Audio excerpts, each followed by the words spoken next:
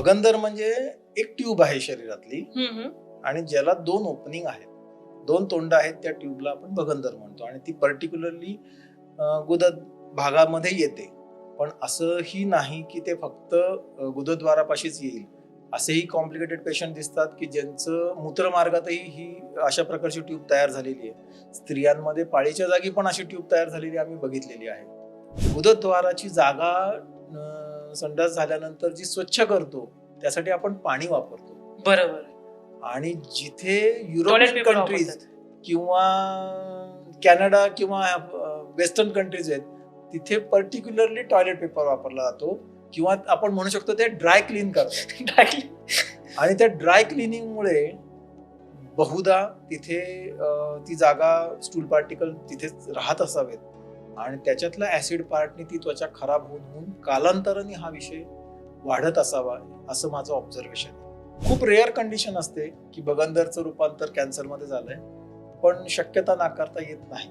असं दुर्दैवाने मला सांगायला पाहिजे की भारतभर क्षारसूत्र जी उपचार पद्धती वापरली जाते आयुर्वेदिक डॉक्टरांकडनं, दुर्दैवाने त्याच्यामध्ये पण युनिफॉर्मिटी नाहीये. माझ्या बायकोपेक्षा जास्त पॅड्स मी यूज केले. एक पुरुष म्हणून तिथे त्याला सातत्याने गेले 10-12 वर्ष पू येतोय आणि त्याच्यासाठी त्यांनी ते पॅड्स यूज केले होते. इतक्या वेदनेमध्ये तो म्हणजे शारीरिक आणि मानसिक कशा प्रकारची वेदना असू शकेल.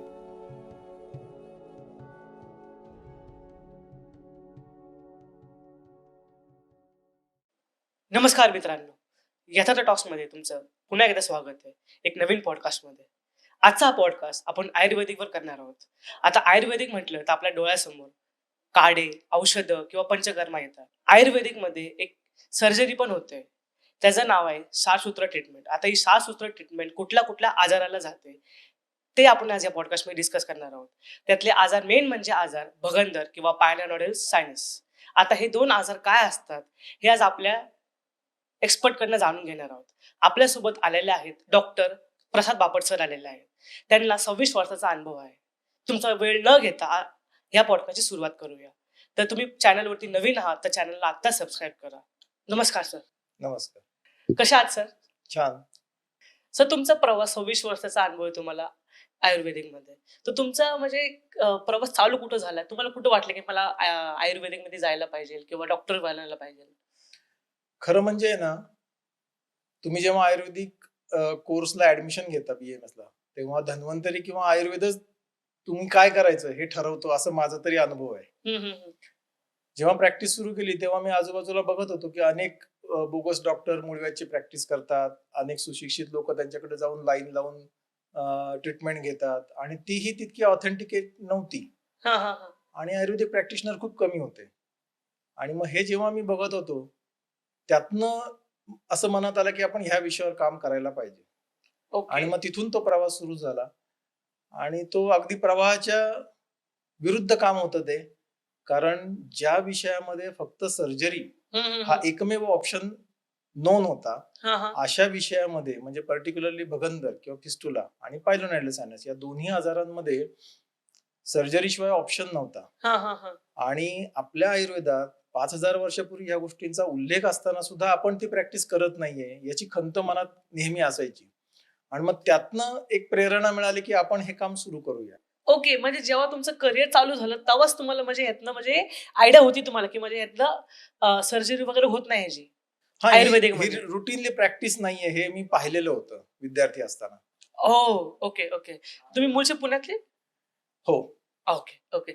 आता हे 6 सूत्र ट्रीटमेंट हे काय असतं मला त्याच्याबद्दल जाणून घ्यायला आवडेल. आता क्षारसूत्र या शब्दातच त्याचं मिनिंग आहे. क्षार म्हणजे काय? एक प्रकारचं आपण म्हणूया की अल्कलाईन मिक्सचर आहे वेगवेगळ्या वनस्पतींचं. आणि सूत्र म्हणजे धागा. एका विशिष्ट प्रकारच्या धाग्यावर आपण त्या औषधीचे 2-3 प्रकारच्या औषधांचे 21 कोटिंग देतो. ओके. मग त्याच्यात आघाडा आहे, निवडुंग आहे, हळद आहे, अशा वनस्पतींचं त्याच्यावर आपण 21 कोटिंग देतो त्या धाग्यावर. त्याला आपण क्षारसूत्र म्हणतो. ओके. आणि हा धागा भगंदरच्या जी शरीरात ट्यूब तयार झालेली असते त्याच्यामध्ये आपण तो घालतो आणि त्यातनं त्याचे उपचार होतात. ओके. आता आपण आय थिंक पायनोडल सायनस आणि भगंदर या 2 विषयावरती आपण बोलणार आहोत आणि त्याच्याच रिलेटेड टू साळसूत्र ट्रीटमेंट. तर आता आपण पहिलं भगंदरवरती जाणून घेऊया. हा भगंदर काय असतं? म्हणजे हे का होतं मनुष्याला? खूपदा काय असतं, की अनेक कारणं सांगता येऊ शकतात. म्हणजे उदाहरणार्थ पोट साफ न होणं किंवा काही कारणांनी जुलाब होणं, यातनं सुरुवातीला गुदद्वाराच्या भागामध्ये एक प्रकारची जखम होते हं, हं, हं. आणि ती जखम जर योग्य पद्धतीने ट्रीटमेंट झाली नाही त्याची हं. आणि काही कारणाने त्याच्यात मल अडकून राहतोय असं अनेकदा घडत गेलं. काय अडकून राहतं?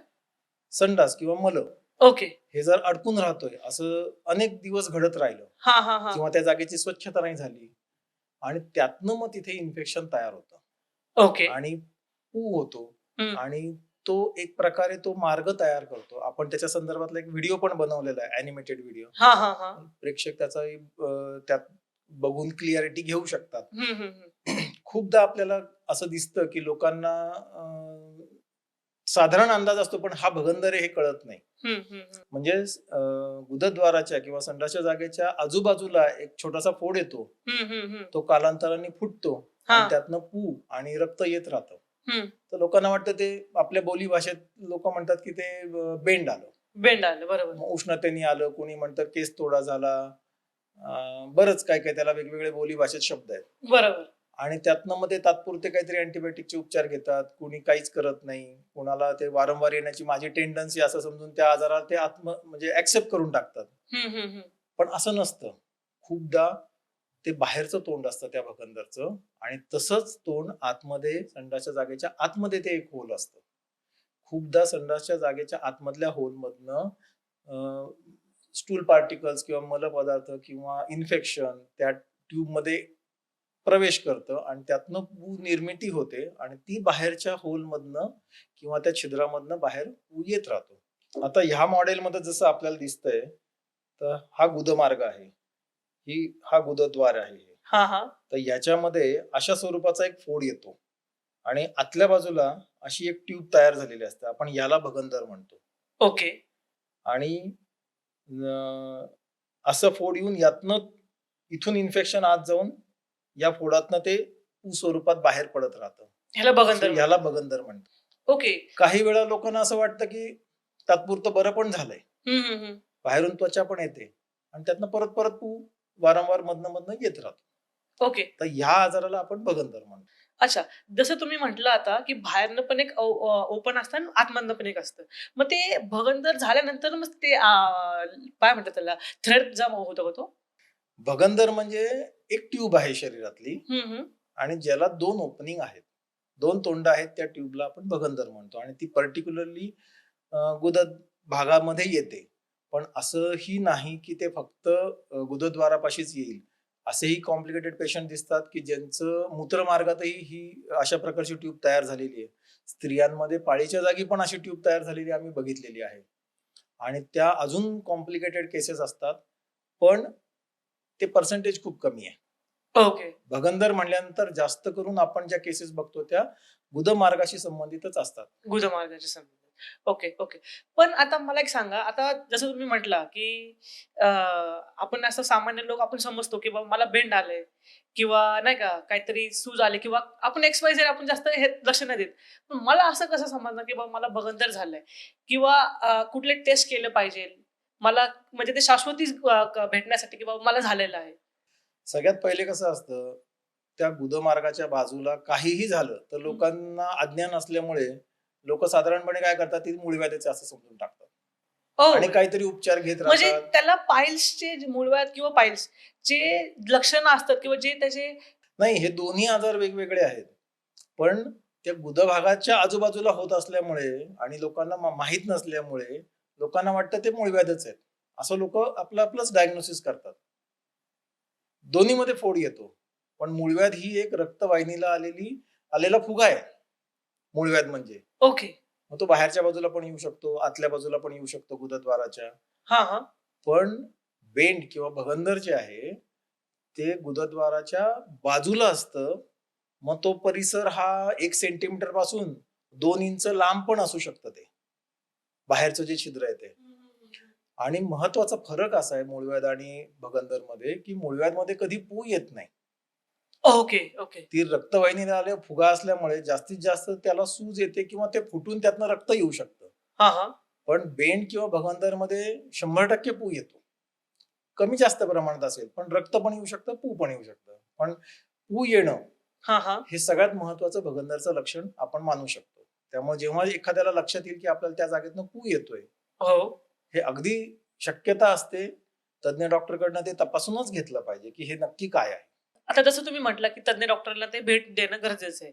पण तज्ञ डॉक्टर पण म्हणजे लॅब वगैरे काही सांगतात का बाबा हे? हा, आता डायग्नोसिस करताना आमच्या समोर 2-3 गोष्टी असतात. एक ओके. म्हणजे आम्ही ऍक्च्युअली फिजिकल एक्झामिनेशन करतो. म्हणजे काही विशिष्ट प्रकारची इन्स्ट्रुमेंट असतात, फ्लेक्झिबल प्रोब असतात, की ज्यांनी आम्ही चेक करू शकतो की त्याची खोली किती आहे त्या ट्यूबची किंवा त्याचा मार्ग कसा गेलाय आतमध्ये. अशा पद्धतीने एक त्याला प्रोबिंग म्हणतो आम्ही. प्रोबिन. हा, ओके. तर त्यांनी एक आपण डॉक्टर चेक करू शकतात. दुसरा ऑप्शन असतो की MRI किंवा फिस्च्युलोग्राम, एक्सरे फिस्च्युलोग्राम किंवा सोनोग्राफी याच्यातही आपल्याला ते समजू शकतं. हां, हां. आणि दोन्हीचं एक काय म्हणूया कोरिलेशन चेक करूनच आपण ते फायनल डायग्नोसिस करतो. ओके. आणि ते रिलेट म्हणजे हा, पेशंट टू पेशंट ते रिलेट करत असेल. हो.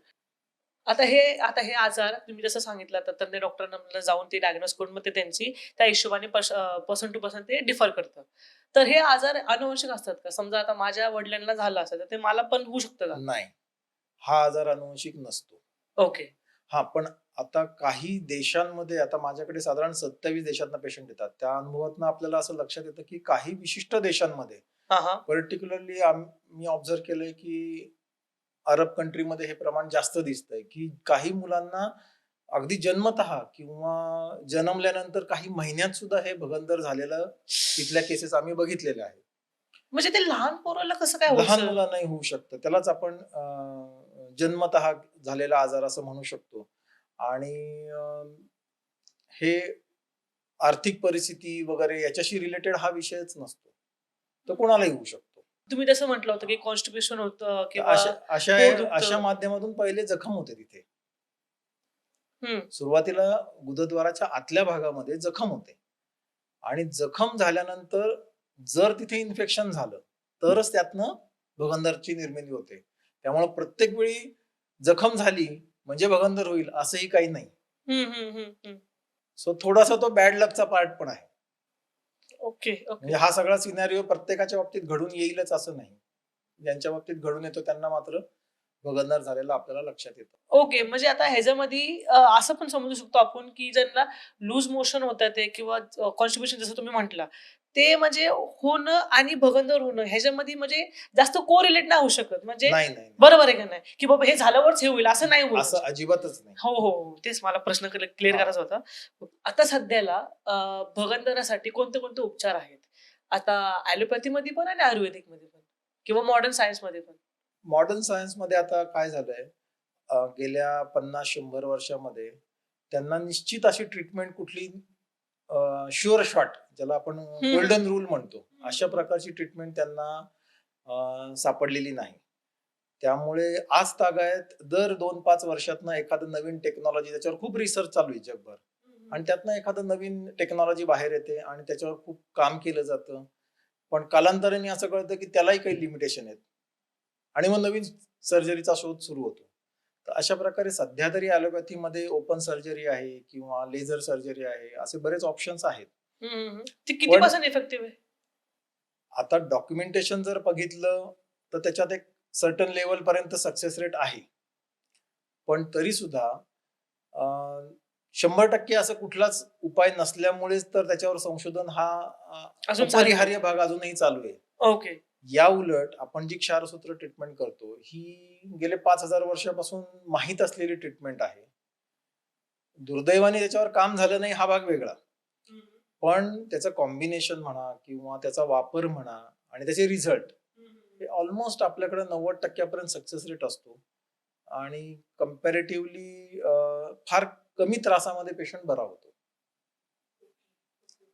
आणि सक्सेस रेट चांगला असल्यामुळं त्याला बाकी काही गोळ्या औषधं देत बसायची पण गरज पडत नाही.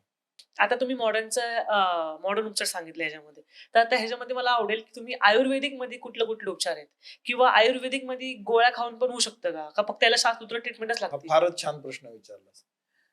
बगंदर आणि पायलोनायटल सायनस या 2 आजारांमध्ये गोळ्या औषधं खाऊन पेशंट बरा होणार नाही. हे नक्की आहे. हं, हं, हं. नुसत्या गोळ्या औषधं नाही, अँटिबायोटिक खाल्ले किंवा दुसरी जगातली कुठलीही औषधं खाल्ली, तर गोळ्या औषधांनी हे बरे होणारे आजार नाहीयेत. ओके. दोन्ही आजार. हां, हां, हां. याच्यामध्ये तुम्ही लक्षणं कंट्रोल करू शकता. पण तुम्हाला हे लक्षात घ्यायला लागेल, की कंट्रोल आणि क्युअर ह्या 2 पॅरलल लाईन्स आहेत.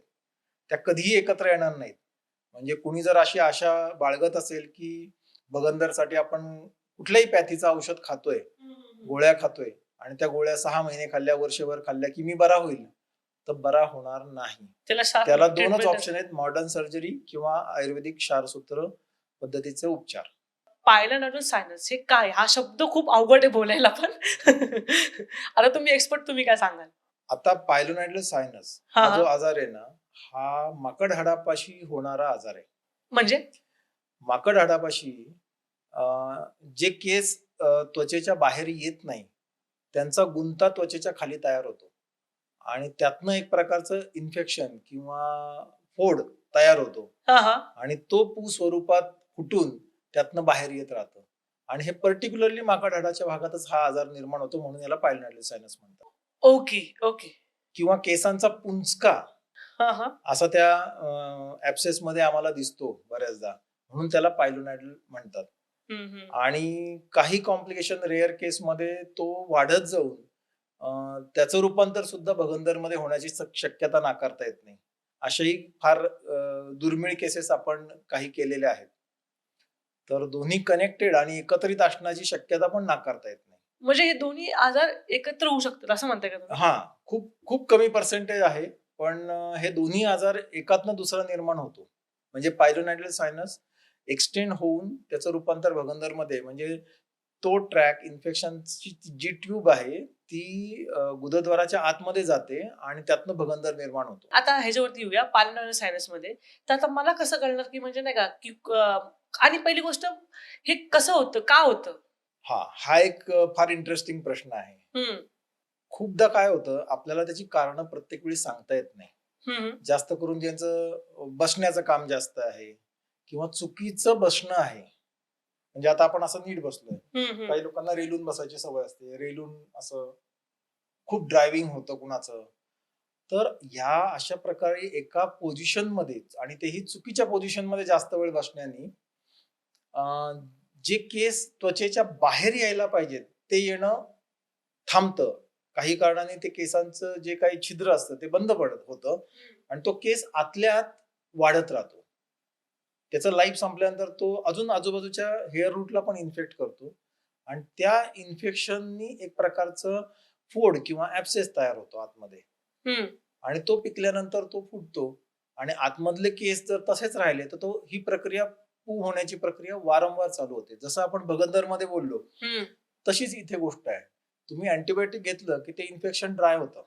तुम्ही कुठलेही उपचार घ्या, कुठल्याही गोळ्या औषधं घ्या, तात्पुरतं ते कोरडं होतं. वर त्वचा पण येते. पेशंटला वाटतं की माझी वेदना गेली. हं, हं, हं. भगंदरमध्ये हाच प्रकार घडतो की वेदना गेली, वरचं छिद्र बंद झालं म्हणजे आजार गेला. अशा भ्रमात पेशंट राहतो कायम आणि कालांतराने परत त्याला फेवरेबल कंडिशन्स आल्या की ती पू निर्मिती होते. तो परत फोड मोठा होतो, परत वेदना आणि परत तो फुटून पू येणं बाहेर. अशी चेन सारखी भगंदर आणि पायलोनायडल सायनस दोन्ही आजारांमध्ये ही प्रक्रिया वारंवार घडत राहते. ह्याच्यामध्ये पेन किती असतं? पेन जेव्हा पू आतल्यात साठून राहतो आणि पटकन फुटत नाही, हां, हां. तो गळू किंवा फोड, तर ते प्रचंड पेन असतं. आणि फुटल्यानंतर मात्र एक प्रकारचं प्रेशर रिलीज होतं आणि त्यातनं मग रिलीफ भेटतं थोडंफार. वेदना कमी होतात. पण फुटलं म्हणजे आजार गेला असं नाही. असं अजिबात नाही. Okay, okay. हां. फक्त वेदना कमी होते. Okay, okay. आता पायरोनरी सायनस हे डायग्नोज करायसाठी म्हणजे काय कशी प्रोसिजर असते याच्यासाठी? ह्याला पण आपण भगंदर सारखंच डायग्नोसिस करतो. ज्याला प्रोबिंग म्हणतो आम्ही. एक प्रकारचं तारेसारखं इन्स्ट्रुमेंट असतं. हं, हं. त्यातनं पण आपण त्याची खोली चेक करू शकतो. या आजाराचं डायग्नोसिस करताना पण आपण एम-आर-आयची मदत घेऊ शकतो. हं, हं. एम-आर-आयमध्ये पण त्याचं डायग्नोसिस, त्याची एक्झॅक्ट लेंथ, त्या ट्यूबचा डायमीटर किती, इतक्या डिटेल्स आपल्याला मिळू शकतात. तो कसा वाढलेला आहे हे सगळं इमेजिंग आपल्याला कळू शकतं आणि मग त्यानुसार आपण पुढची ट्रीटमेंट करतो. Okay, okay.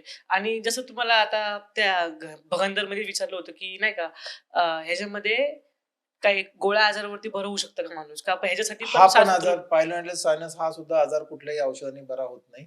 बरं वाटतं हां, पण बरं होत 100% नाही. क्युअर नाही होत. ओके, ह्याच्यासाठी पण शास्त्रच करावं लागतं. सूत्रच उपचार आपण करतो. Okay, okay.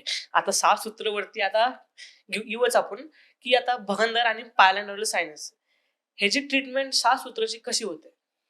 आता आपण काय करतो, अं, जो इन्फेक्टेड एरिया आहे हं, हं, हं. किंवा बगंदर जिथे झालेला आहे किंवा पायलोनेटल सायनस ज्या माकड हाडाच्या भागात झालेला आहे त्या भागामध्ये लोकल अॅनेस्थेशिया दिला जातो.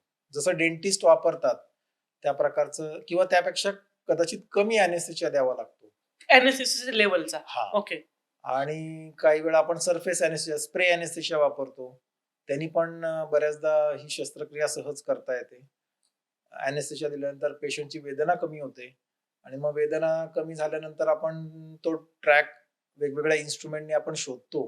तारेसारखी इन्स्ट्रुमेंट असतात फ्लेक्झिबल हां, आमच्याकडे. हां, हां. तरी आपण तो शोधतो ट्रॅक कसा गेलाय हं, हं. आणि मग त्याच्या माध्यमातून आपण तो क्षारसूत्र हा त्या ट्यूब मध्ये इन्सर्ट करतो आता हे आणि मग तो भगंदरसाठी सांगताय का तुम्ही पायलॅन्डोलर? दोन्ही आजारांमध्ये आपण हीच प्रक्रिया करतो.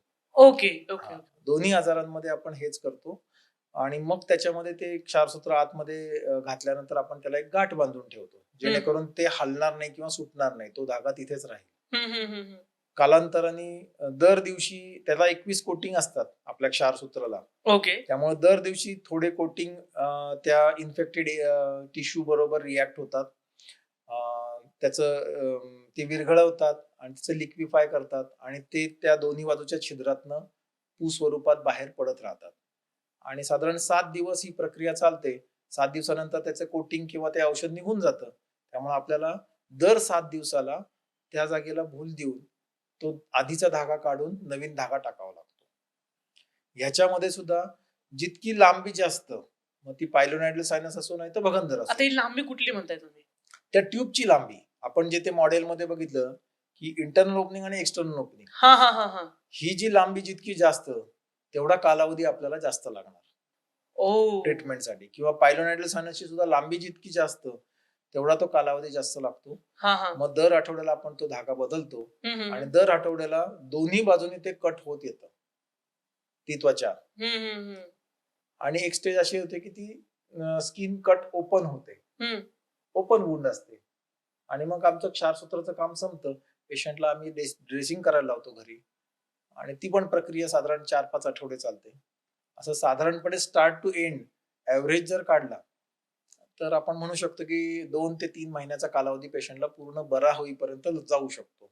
ओके. आता पहिल्या ह्याच्यावरती मला हा प्रश्न येतोय, की पहिल्यांदा जेव्हा तुम्ही 6 सूत्र ट्रीटमेंट करता फर्स्ट डेला, तर त्याच्यामध्ये पेन किती होतं? डेंटिस्टकडे गेल्यावर आपल्याला अॅनेस्थेशिया देताना हां, हां. जेवढं पेन होतं तेवढंच पेन होतं. म्हणजे बेअरेबल पेन आहे. जास्त एवढं काही हे नाही. नक्कीच, नक्कीच. आपण स्प्रे अॅनेस्थेशिया वापरतो जास्त करून. हां, हां, हां. काही लोकांना लोकल अॅनेस्थेशिया द्यायला लागतो. त्यानंतर वेदना रहित होतो तो भाग. पूर्ण ट्रीटमेंट झाल्यानंतर 15 ते 20 मिनिटं या प्रक्रियेला लागतात. हां, हां. पेशंट स्वतःच्या पायाने घरी चालत जातो. ओके. साधारण आम्ही अर्धा 1 तास ऑब्झर्वेशनसाठी ठेवतो आणि 1 तासाने पेशंटला या प्रोसेसला किती वेळ लागते? 15 ते 20 मिनिटं लागतात सगळ्या मिळून प्रोसेसला ओह! आणि 1 तासात पेशंट घरी जातो. अच्छा, अच्छा, अच्छा. त्यामुळे याच्यामध्ये कुठेही आपण ऍडमिट करायची गरज पडत नाही. हां, हां, हां. पेशंटला झोपून राहायची गरज पडत नाही. नेक्स्ट डे पासून लगेच पेशंट त्याच्या रोजच्या रुटीनला पण चालू शकतो. Okay, okay, okay, okay. आणि जसं मॉडर्न सर्जरी असतात, की पाणी नाही प्यायचं 12 तास किंवा तसलं काय, तसं काय असतं का याच्यामध्ये? नाही, नाही, नाही. आता आपण याच्यात मुळात तर लोकल अॅनेस्थेशिया खाली करत असल्यामुळे हां, हां. याला अॅनेस्थेशियाचे रिस्क फॅक्टरच 0च्या जवळ जातो. बरोबर आहे. जे नियम डेंटिस्टकडे ट्रीटमेंट करायला गेल्यानंतर जे अॅनेस्थेशियाला नियम आहेत, तेच नियम आपल्याला लागू आहेत. तिथे आपल्याला दाताचा किंवा तोंडाचा प्रश्न असतो म्हणून खाण्याचे रिस्ट्रिक्शन येतात. बरोबर आहे. अदरवाईज इथे आपण तसं काही पोट रिकामं ठेवून पेशंटला बोलवत नाही हं, हं, हं. किंवा इथून गेल्यावर जेवू नको 12 तास, पाणी पिऊ नको, असं कुठलेही रिस्ट्रिक्शन नसतं. पण जेव्हा माणूस म्हणजे नाही का वॉशरूमला जायचं असेल, जेव्हा त्या ट्रीटमेंटच्या वेळेस किंवा तेव्हा ट्रीटमेंट झाल्यानंतर ना काही कालावधीनंतर तर जाऊ शकतो का तो? हो, हो. आता हे कसं आहे, ह्या क्षारसूत्रमध्ये कटिंग आणि हिलिंग अशा दोन्ही गोष्टी घडत असतात, सायमल्टेनियसली घडत असतात.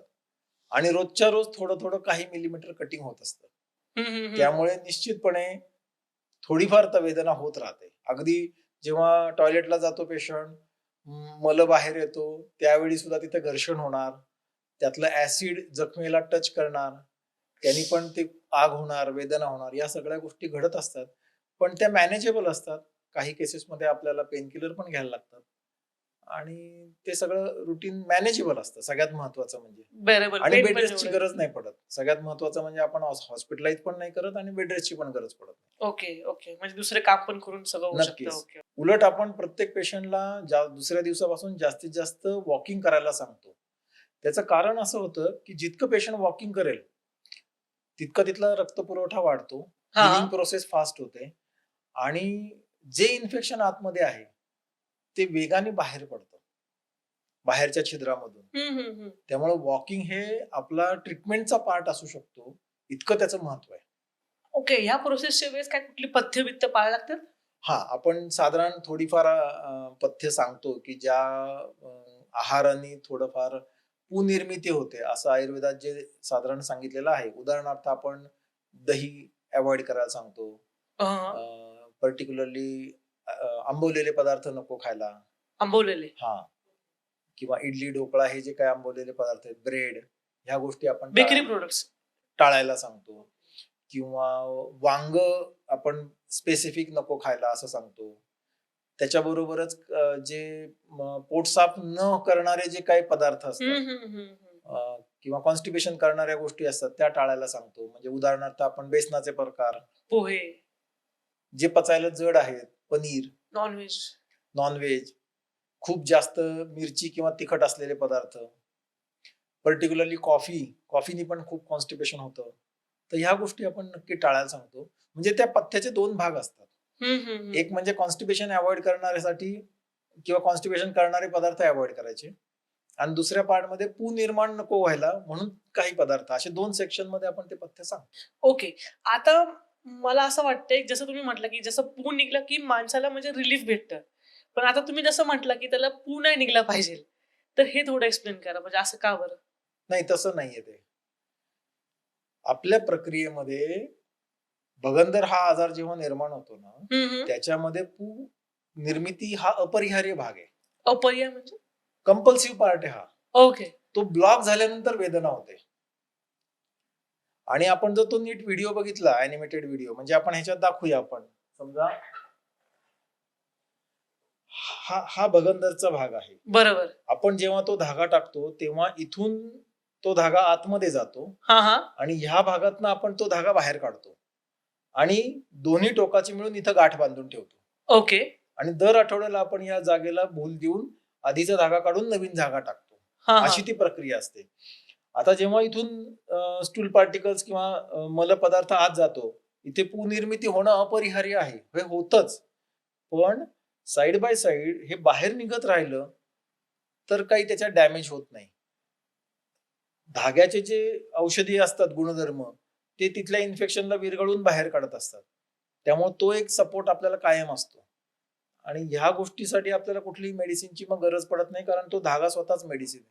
मला आता हा प्रश्न पडतो. हा मी पहिलाच प्रश्न विचारला पाहिला होता पहिली गोष्ट. पण जर हे 2 आजार जसं पायलोनरी सायनस आणि भगंदर हे काही विशिष्ट खाल्ल्यामुळे पण होतात का? असं खरं तर माझ्या लक्षात नाही आलेलं. कारण सांगू का?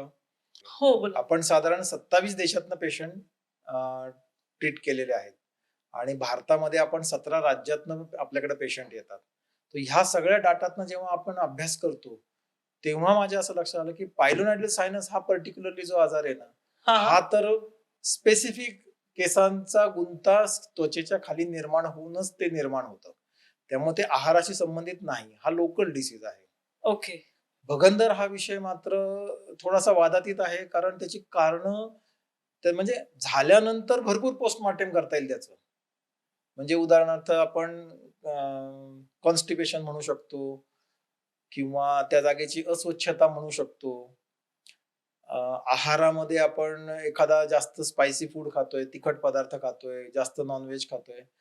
पण हे सगळं पोस्टमार्टम झाल्यानंतरचं आहे. पण हे जेव्हा मी एवढ्या अनेक देशातले पेशंट बघतो, त्यावेळी माझ्या असं लक्षात आलं, की जे फक्त शाकाहारी आहेत त्यांना पण हा आजार झालेला आहे. हम्म, हम्म, हम्म. जे तिखट खात नाही त्यांना पण आजार झालेला आहे. मग ह्या आजाराचं मूळ कारण काय? मी जेव्हा हे या अनेक देशातले आणि अनेक प्रकारचे पेशंट बघितले, स्त्री, पुरुष, अगदी आपण 10 वर्षाच्या मुलापासून ते 80 वर्षाच्या व्यक्तीपर्यंतचे पेशंट ट्रीट केलेले आहेत. बापरे. ही जेव्हा रेंज आपण बघतो ना, आयुर्वेदात त्याला ग्रंथोक्त बरीच कारणं दिलेली आहेत. पण मी जे सांगतोय हे पर्टिक्युलरली माझ्या थोड्याशा अनुभवातनं आहे. तर खूपदा असं माझ्या लक्षात आलं, की जरी आपण गल्फ कंट्रीचं उदाहरण घेतलं, तिथे साधारण 50 डिग्रीच्या आसपास टेम्परेचर असतं. ते प्रचंड प्रमाणात मांसाहार करतात. तरी सुद्धा जे युरोपियन कंट्रीज आहेत किंवा अमेरिका, कॅनडा सारखे देश आहेत, तिथे हे प्रमाण जास्त दिसतं. आणि त्या मानाने अरब कंट्रीमध्ये ते कमी दिसतं आणि भारतातही त्या मानाने कमी दिसतं. याचा मी जेव्हा शोध घेतला, की काय काय कारण असू शकतात, तर एक खूप इंटरेस्टिंग कारण माझ्या लक्षात आलं. ते म्हणजे अरब कंट्री, एशियन कंट्रीमध्ये आपण गुदद्वाराची जागा संडास झाल्यानंतर जी स्वच्छ करतो, त्यासाठी आपण पाणी वापरतो. बरोबर. आणि जिथे टॉयलेट युरोपियन पेपर कंट्रीज वापरतात. किंवा कॅनडा किंवा वेस्टर्न कंट्रीज आहेत, तिथे पर्टिक्युलरली टॉयलेट पेपर वापरला जातो किंवा आपण म्हणू शकतो ते ड्राय क्लीन करतात. आणि त्या ड्राय क्लिनिंगमुळे बहुधा तिथे ती जागा स्टूल पार्टिकल तिथेच राहत असावेत आणि त्याच्यातल्या ऍसिड पार्टनी ती त्वचा खराब होऊन होऊन कालांतराने हा विषय वाढत असावा, असं माझं ऑब्झर्वेशन आहे. दुसरा विषय असा आहे की खूप पेशंट जेव्हा आम्ही वेस्टर्न कंट्री मधले बघतो, तर तिथे रोजच्या रोज संडासला जाणं किंवा टॉयलेट होणं ही आवश्यक गोष्ट आहे. याचंच अज्ञान आढळलं मला किंवा ते रोज जातही नाहीत असंही लक्षात आलं. आता हे सुद्धा मोठं कारण या बाबतीतलं असू शकतं आणि कदाचित तिथे कोलॉन कॅन्सरचं पर्सेंटेज जास्त आहे, ते त्याच्या मागे पण हे कारण असू शकतं असं कशाचं माझ्या लक्षात. पर्सेंटेज असते? कोलॉन कॅन्सर म्हणजे आपण मोठ्या आतड्याचा जो कॅन्सर होतो किंवा समजा हा भगंदर आजार आपण योग्य वेळी उपचार घेतले नाहीत आणि तो पूर्ण बरा झाला नाही, तर याचंही रूपांतर काही पर्सेंट पेशंटमध्ये कॅन्सरमध्ये झालेलं आपल्याला आढळतं. अरे बापरे.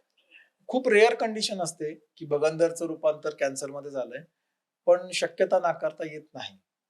तर वेस्टर्न कंट्रीमध्ये हे जास्त करून लक्षात येतं की नॉनव्हेज खाणं किंवा कोक किंवा आपण म्हणूया सोडा इंटेक, बियर इंटेक हे अल्कोहोल. खूप जास्त आहे आणि त्या मानाने किंवा चीज आहे, असे चिकट पदार्थ खाण्यात जास्त आहे. पण त्या मानाने त्यांना रोजच्या रोज टॉयलेटला होत नाही किंवा ते जात नाहीत. असं पर्सेंटेज खूप कमी आहे त्या लोकांमध्ये आणि मग अशा लोकांमध्ये या आजाराची निर्मिती जास्त झालेली असू शकते. हा एक माझा एक अनुभवातनं आलेला निष्कर्ष आहे. आता ह्या ट्रीटमेंटमध्ये श्वासोच्छवासाच्या ट्रीटमेंटमध्ये पेशंटला आणि तुम्हाला म्हणजे डॉक्टरांना याच्यामध्ये कॉम्प्लिकेशन्स किंवा चॅलेंजेस काय काय येतात दोघांच्या पॉइंट ऑफ व्ह्यू? आता हे कसं आहे माहिती का, दोघांना चॅलेंजेस असतात. आता पेशंटचे पहिले आपण चॅलेंजेस बघूया. पेशंटचं चॅलेंज काय सुरू होतं की पहिले तर त्याचं डायग्नोसिस झालंय का योग्य किंवा तो योग्य डॉक्टरकडे कुठला शोधायचा, इथपासून त्याचे चॅलेंजेस सुरू होतात. बरोबर. की योग्य कुठल्या डॉक्टरकडे जाऊ आणि मला नक्की आजार काय झालाय. सेल्फ डायग्नोसिस करणं हे आपल्याकडे फार कॉमन झालेलं आहे आणि मग त्याच्यातनं सेल्फ मेडिकेशन यातनं जास्त प्रॉब्लेम होतात किंवा कॉम्प्लिकेशन होतात. तर पहिलं चॅलेंज पेशंटला असतं की मला झालंय काय ह्याचं निदान करणं आणि योग्य डॉक्टर शोधणं. बरोबर. योग्य डॉक्टर सापडला, क्षारसूत्र उपचार सुरू केले, समजा त्यांनी निर्णय घेतला की आता आपण क्षारसूत्र उपचार करायचे. असं दुर्दैवाने मला सांगायला पाहिजे की भारतभर क्षारसूत्र जी उपचार पद्धती वापरली जाते आयुर्वेदिक डॉक्टरांकडनं, दुर्दैवाने त्याच्यामध्ये पण युनिफॉर्मिटी नाहीये. का बरं असं? थोडस काय माहितीये का, प्रत्येकाची थॉट प्रोसेस वेगळी असते. म्हणजे आपल्याकडे पर्टिक्युलरली मी कुठल्याही प्रकारचं मेडिकेशन किंवा गोळ्या औषधं देत नाही. आपण क्षारसूत्र बनवण्यावर जास्त भर देतो आणि त्याच्या क्वालिटीमुळे तो सक्सेस रेट आहे. पण काही बोगस डॉक्टर असे भारतभर आहेत की जे क्षारसूत्राच्या नावाखाली कुठला तरी धागा बांधतो असं सांगतात आणि अज्ञानामुळे लोक त्यांच्याकडे पण जातात. काही क्वालिफाईड डॉक्टर्स आहेत की जे लेझर पण वापरतात, अँटीबायोटिक पण वापरतात आणि क्षारसूत्र पण वापरतात. असेही प्रकार मग आपल्याला ह्याच्यामध्ये आढळतात. कॉम्प्लिकेशन पेशंटला खूप सफर करायला लागत असेल. तर ह्याच्यामध्ये काय होतं की हा पेशंटला प्रश्न पडला पाहिजे की मला जर क्षारसूत्र हे उत्तम उपचार आहेत, तर मग एखाद्या डॉक्टरांनी हे का वापरावं 3-3 प्रकार? हा प्रश्न पेशंटला पॉइंट पडला आहे. पाहिजे. हो, आणि हो. मी नक्की कशाने बरा झालो? हं. मग लेझरनी बरा होणार असेल तर मग क्षारसूत्र कशाला वापरायचं? हे प्रश्न पेशंटला स्वतःला मनात पडले पाहिजे. त्यामुळे हे चॅलेंजेस पेशंट समोर आहेतच. हं. त्यामुळे अज्ञान दूर करणं पेशंटच्या मनातलं आजाराबद्दलचा आणि उपचाराबद्दलचा हा खूप मोठा एक विषय सध्या पेशंट समोर आहे. आता डॉक्टरचे जर चॅलेंजेस बघितले तर पर्टिक्युलरली माझ्याकडे जेव्हा पेशंट येतो तर त्यातले 90% पेशंट हे सर्जरी फेल झाल्यावर येतात. खूपदा सर्जरी फेल झाल्यानंतर तो आहे तो ट्रॅक अजून लांब झालेला असतो, खोल झालेला असतो. काही वेळा त्याला ब्रँचिंग आलेलं असतं. ब्रांचिंग म्हणजे? त्याला फाटे फुटलेले असतात. म्हणजे एक सलग ट्यूब नसते. हां. त्याला मल्टिपल ब्रँचिंग असतात. काही पेशंटला मल्टिपल ओपनिंग असतात. आणि अशा केसला बरं करणं हे खूप टफ असतं. त्याच्यातही आपण कुठल्याही औषधाशिवाय फक्त क्षारसूत्रांनी बरं करणं हा पण एक खूप चॅलेंजिंग पार्ट आम्हाला जाणवतो. खूप कॉम्प्लिकेटेड केस किंवा डीप फिस्च्युला असतील तर त्याच्यामध्ये काही वेळा ब्लिडिंगचे चान्सेस असतात. तो त्याचाही विचार ट्रीटमेंट करताना करावा लागतो. आपण इतक्या वेगवेगळ्या व्हरायटी ऑफ केसेस केल्या आहेत. म्हणजे पर्टिक्युलरली एक केस सांगायला आवडेल की जी आपली international journal of colorectal surgery, world journal of colorectal surgery मध्ये पब्लिश झाली आहे. ओके. 17 सेंटीमीटरचा फिस्च्युला होता आणि त्याला इंटरनल ओपनिंग नव्हतं.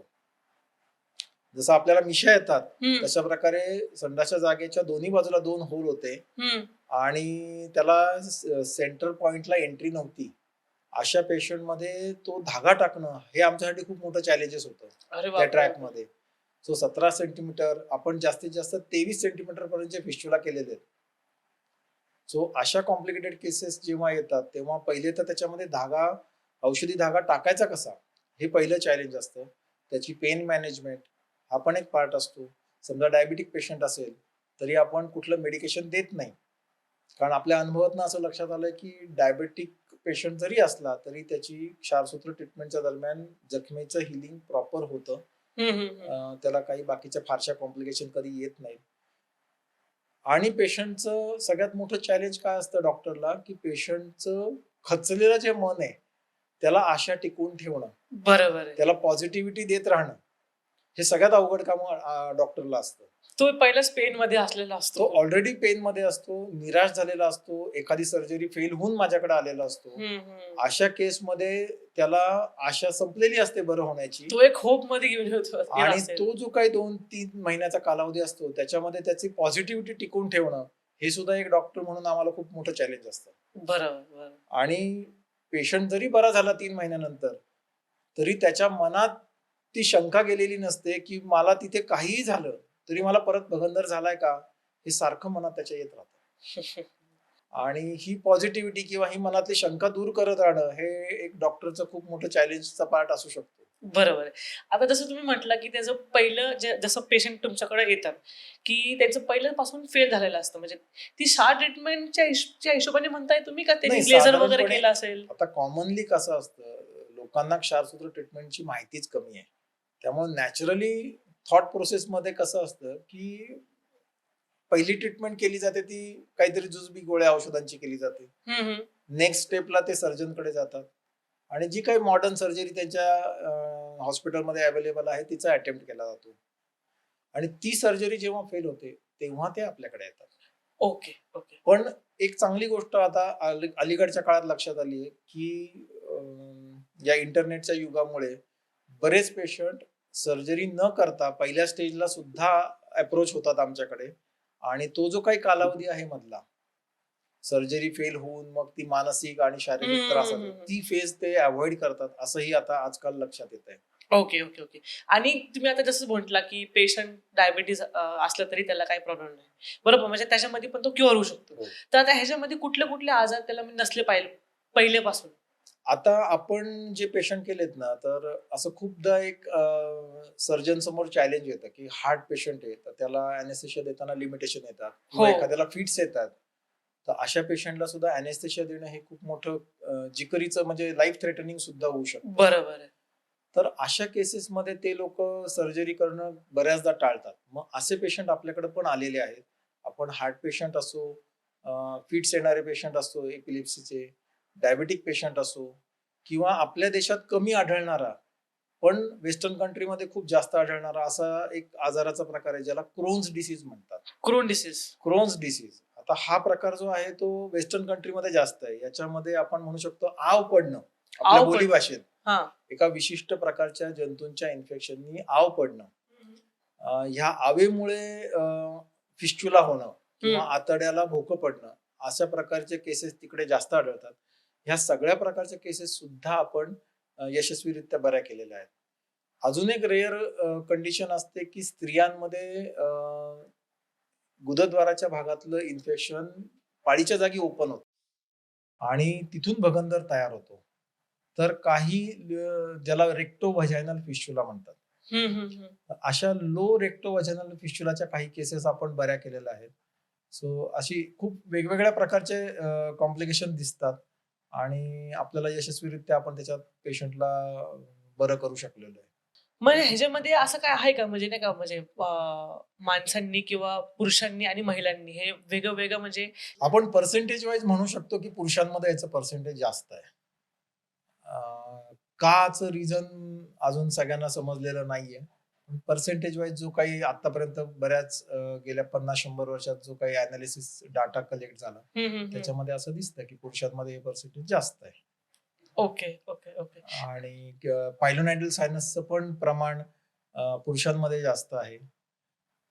कदाचित जेनेटिकली पुरुषांची बॉडी हेअरी जास्त असते म्हणून पायलोनायडल सायनसचं पर्सेंटेज त्यांच्यामध्ये जास्त असेल. पायलोनायडल सायनस हा आजार होण्यामध्ये असं लक्षात आलंय की साधारणपणे 12 वर्ष ते 30 वर्ष ह्या वयोगटात ते जास्त प्रमाणात होतं. ज्या कालावधीमध्ये हार्मोनल चेंजेस असतात त्या कालावधीत ते जास्त होतं असं लक्षात आलेलं आहे. आणि त्यातही मुलांना किंवा पुरुषांना ते जास्त होण्याचे चान्सेस आहेत. पण भगंदरच्या बाबतीत असा काही नियम लक्षात आलेला एज पर्टिक्युलर एज एज किंवा त्याचा स्त्री पुरुष हा भेद जेंडर वाईज असा काही फार मोठा फरक लक्षात आलेला. Okay, okay, okay. आता तुम्ही जसं सांगितलं की तुमचे भारतातले पण आणि इतर भारताचे बाहेरचे पण देशातले तुमचे उपचार चालू असतात. तर ह्याच्यामध्ये तुमचे असे पर्टिक्युलर असे केस स्टडी आहे का? ते आपल्या ऑडियन्सला तुम्हाला सांगायला आवडेल?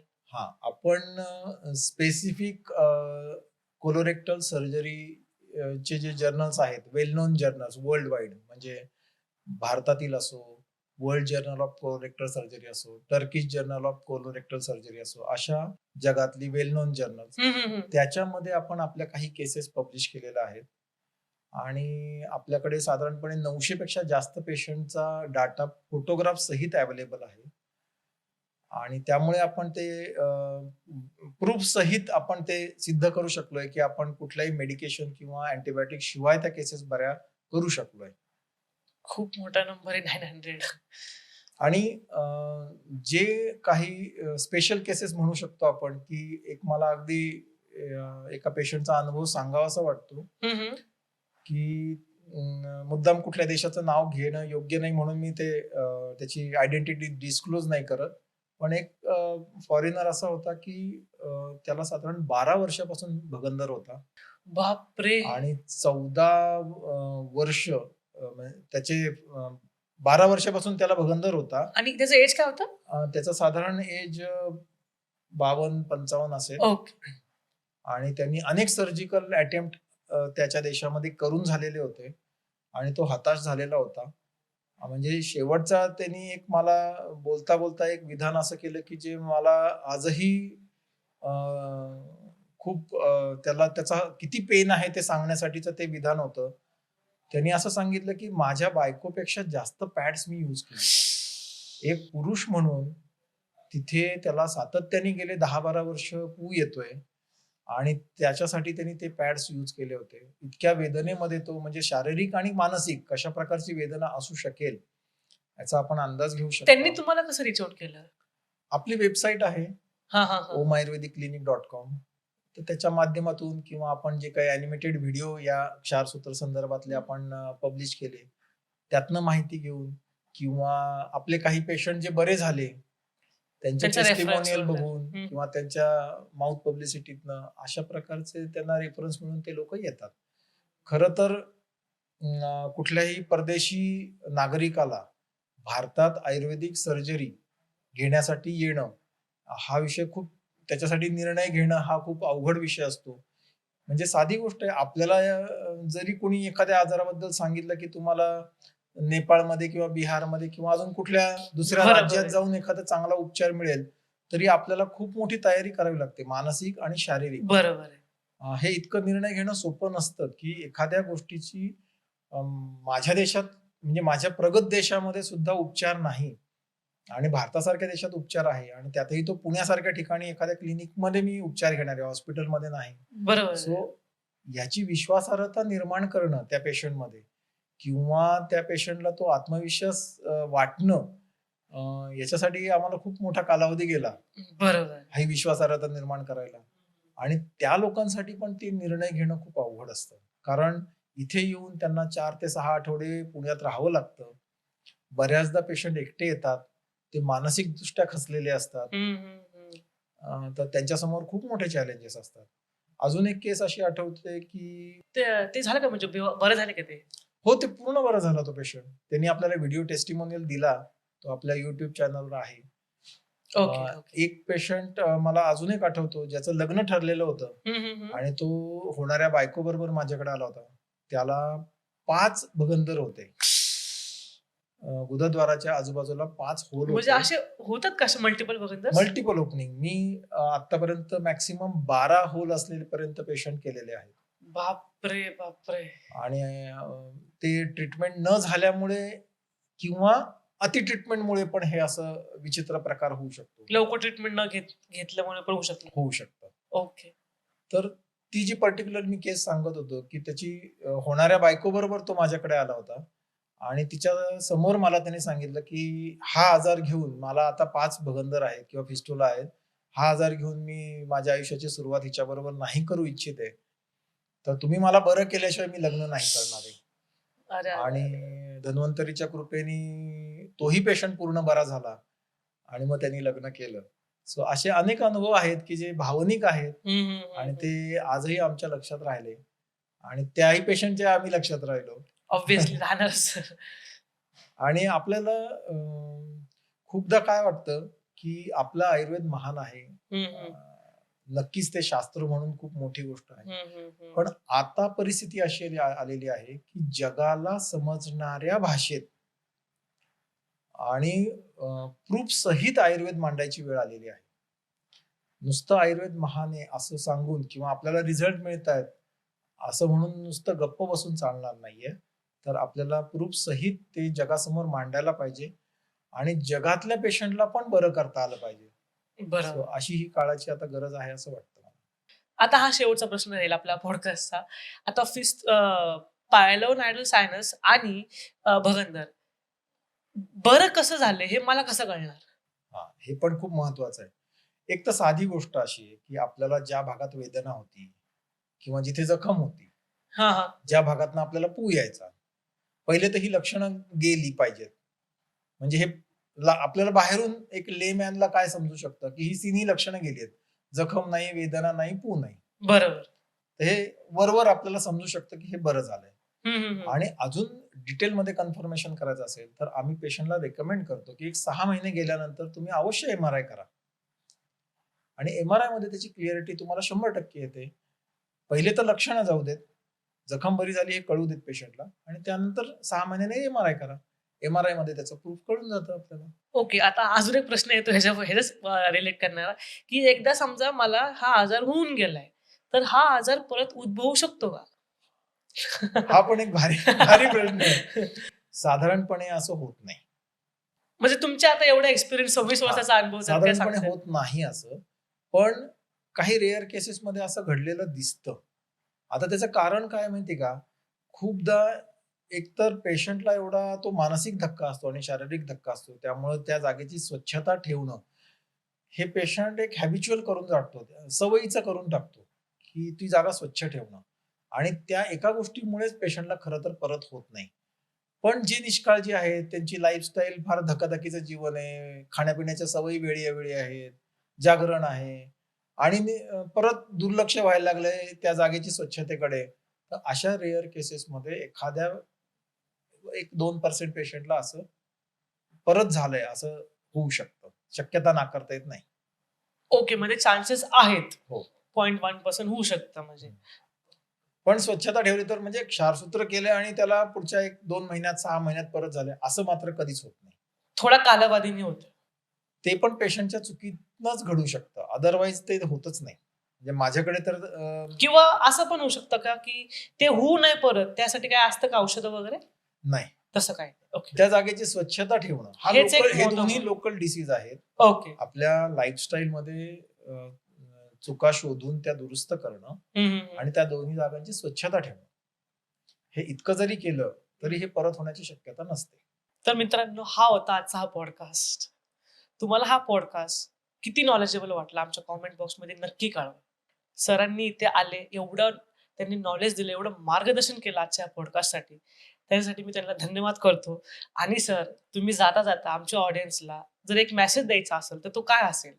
मेसेज असा देईन मी, की मनाने सेल्फ डायग्नोसिस करू नका किंवा Google करून काहीतरी अंदाज करायचा आणि काहीतरी औषध घ्यायचं, हे नक्कीच करू नका. हं, हं, हं, हं. Googleचा उपयोग योग्य डॉक्टर शोधण्यासाठी करा. ओके. योग्य उपचार पद्धती शोधण्यासाठी करा. पण स्वतः उपचार करून तो भगंदर आहे का मूळव्याध आहे हे न समजता उपचार केलेत, तर नक्की तुमचं नुकसान होईल. दुसरी गोष्ट, कुठल्याही गोष्टीचा अतिरेक करू नका. खाण्यापिण्याच्या सवयी असो, जागरण असो, वेळोवेळी खाणं असो, याचा अतिरेक करू नका. आणि गुदद्वाराची जागा स्वच्छ ठेवा. बरोबर. खूपदा ती स्वच्छ न ठेवल्यानेच प्रॉब्लेम जास्त होतात. आणि शेवटचा मुद्दा म्हणजे पोट साफ होत नसेल, तर मनाने औषध पोट साफ व्हायचं घेत राहण्यापेक्षा आपल्या लाईफस्टाईल मधल्या चुका शोधणं आणि त्या जागी जोर न करणं हे खूप महत्वाचं आहे. हे टाळलं तरी बरेच पुढचे प्रश्न, होणारे प्रश्न टाळू शकतो आपण. तर तुम्हाला हा पॉडकास्ट कसा वाटला? तुम्ही कॉमेंट बॉक्समध्ये जरूर कळवा. तुम्ही हा पॉडकास्ट लाईक करा. तुमच्या मित्रपरिवारांना, तुमचे फ्रेंड्सला, तुमचे रिलेटिव्हजला प्लीज शेअर करा. ही जी माहिती आहे, खूप उपयोगी माहिती तुमच्या मित्रपरिवाराला किती गरजेची आहे त्यांना सांगा. आणि माझ्या चॅनलला सबस्क्राईब करायला विसरू नका. धन्यवाद.